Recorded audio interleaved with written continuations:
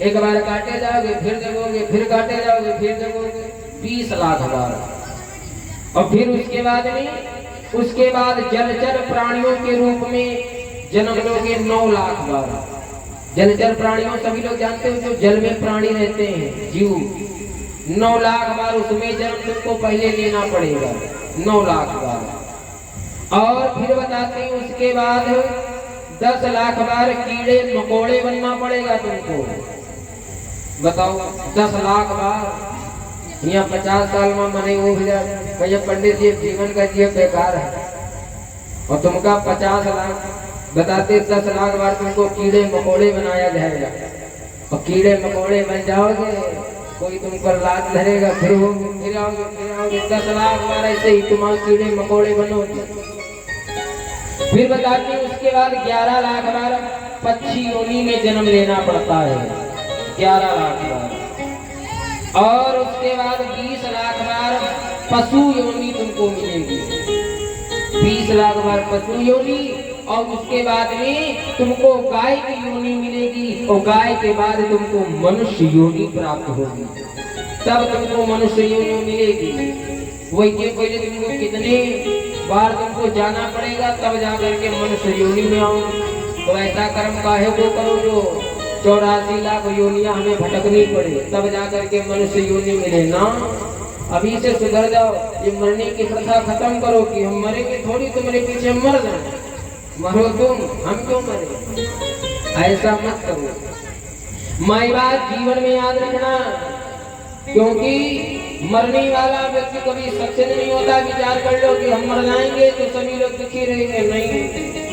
अकाल मृत्यु वाला उसको और पीड़ा होती है, प्रेत योनि में सीधा डायरेक्ट जाता है, बड़े कष्ट होते हैं। अब तो श्रोताओं, ब्राह्मण देवता ने कहा महाराज इसीलिए हम जीवन को जीना ही चाहिए। संत भगवान ने समझाया, हमने तुमको बताया है कि इतने लाख बार तुमको 84 लाख योनियां भटकनी पड़ेगी, और तब भी नहीं मान रहे हो। कोई उपाय किया? हाँ महाराज। कौन सा उपाय किया? सुनो कि जीवन की श्वासें चूक चली, मौत भी सामने झूली है।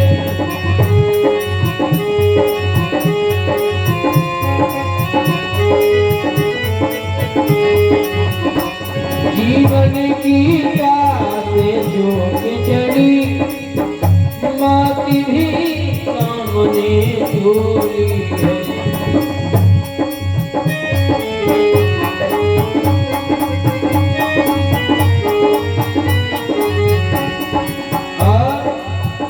जीवन की डाली सूख जली, पर जीवन आज न पूरी है।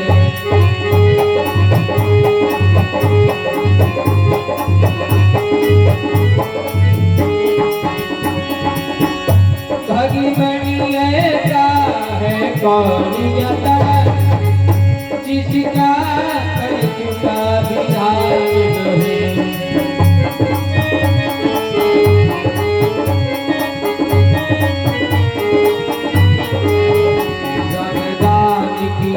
सब पुण्य के पर हुई एक संतान नहीं।